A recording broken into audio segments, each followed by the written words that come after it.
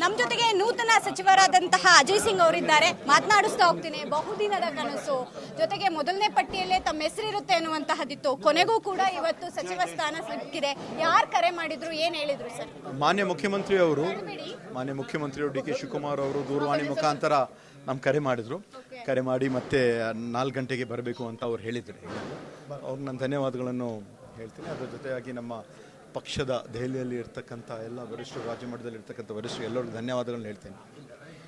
ತಮಗೆ ಈ ಹಿಂದೆ ಯಾವಾಗಲೂ ಸಿಗಬೇಕಿತ್ತು ಮಾಜಿ ಸಿಎಂ ಮಗ ಅನ್ನುವಂತಹದ್ದು ಎಲ್ಲವೂ ಕೂಡ ಇದ್ರು. ಇಷ್ಟು ತಡ ಆಯಿತು, ಆದರೂ ಕೂಡ ಕೊನೆಗೆ ಸಿಕ್ಕಿದೆ ಸರ್. ಕುಟುಂಬಸ್ಥರು ಅದನ್ನು ಯಾವ ರೀತಿ ಸಂಭ್ರಮಿಸ್ತಿದ್ದಾರೆ, ತಮ್ಮ ಕಾರ್ಯಕರ್ತರು ಅದನ್ನು ಯಾವ ರೀತಿ ಸಂಭ್ರಮಿಸ್ತಿದ್ದಾರೆ? ಈಗ ಮಾನ್ಯ ಮುಖ್ಯಮಂತ್ರಿಯವರು ದೂರವಾಣಿ ಮುಖಾಂತರ ಮಾಡುವಾಗ ನಮ್ಮ ಎಲ್ಲ ಪಕ್ಷದ ಮುಖಂಡರು ಮತ್ತು ಅಭಿಮಾನಿಗಳು, ಕಾರ್ಯಕರ್ತರು ಎಲ್ಲರೂ ಜೊತೆನೇ ಇದ್ವಿ. ಅವ್ರ ಮುಂದೆನೇ ಎಲ್ಲ ಕಾಲ್ ಬಂತು ಅಂತ ನಮಗೂ ಬಹಳ ಸಂತೋಷ ಅನಿಸ್ತಾ ಇದೆ. ಇಂಥದ್ದೇ ಖಾತೆ ಅನ್ನುವಂಥದ್ದು ಏನಾದ್ರು ಇದೆಯಾ? ಏನಿಲ್ಲ, ಇದು ಒನ್ ಸ್ಟೆಪ್ ಅಟ್ ಟೈಮ್. ಅವ್ರ ಪುತ್ರ ಇದ್ದಾರೆ, ಮಾತನಾಡಿಸ್ತೇನೆ.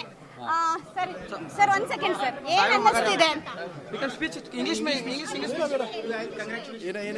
ಏನ್ ಅನ್ನಿಸ್ತಿದೆ ಇಷ್ಟು ದಿನದಿದ್ದು? ಏನ್ ಅನ್ನಿಸ್ತಿದೆ? ನನಗೆ ತುಂಬಾ ಖುಷಿ ಇದೆ. ಅವರು ಮಿನಿಸ್ಟರ್ ಇವಾಗಿದ್ದಾರೆ ಮತ್ತು ಎಲ್ಲ ಜನರು ಇದ್ದಾರೆ. ಕ್ರ್ಯಾಕರ್ಸ್ ಬರ್ಸ್ಟ್ ಮಾಡ್ತಾ ಇದ್ದಾರೆ. ಸೊ ನಂಗೆ ತುಂಬಾ ಖುಷಿ. ಅಮ್ಮ ತುಂಬಾ ಖುಷಿ. ಅಮ್ಮ ನೋಡ್ಬೇಕಿದ್ದೆ. ತುಂಬಾ ಖುಷಿ ಇದ್ದೀನಿ. ತಾತನ ಒಂದು ಲೆಗಸಿಯನ್ನ ನೋಡಿದ್ರಿ, ಈಗ ಮಿನಿಸ್ಟರ್ ಆಗಿ ಅಪ್ಪನ ಲೆಗಸಿ ಶುರುವಾಗುತ್ತೆ.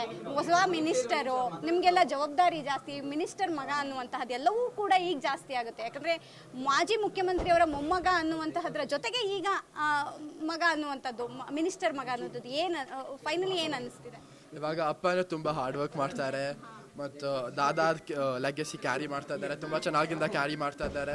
ಇವಾಗ ಮಿನಿಸ್ಟರ್ ಇದ್ದಾರೆ. ಮೇ ಬಿ ಫ್ಯೂಚರ್ನಲ್ಲಿ CM. ಇದಿಷ್ಟು ಮಾಜಿ ಸಚಿವರಾದಂತಹ, ಅಂದ್ರೆ ನೂತನ ಸಚಿವರಾದಂತಹ ಅಜಯ್ ಸಿಂಗ್ ಹಾಗೂ ಅವರ ಪುತ್ರ ಮಾತನಾಡಿದಂತಹದ್ದು.